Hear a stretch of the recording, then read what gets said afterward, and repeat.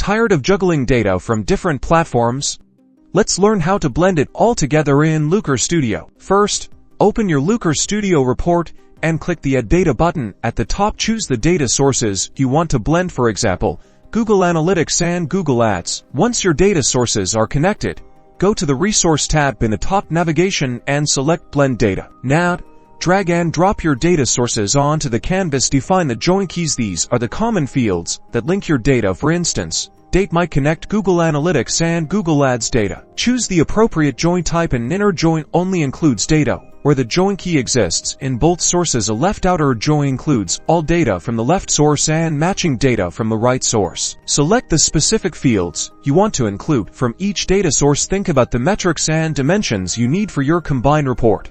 Give your blended data source a descriptive name and click Save. Finally, create your charts and tables using the new blended data source. You can now visualize cross-platform insights in a single, comprehensive report.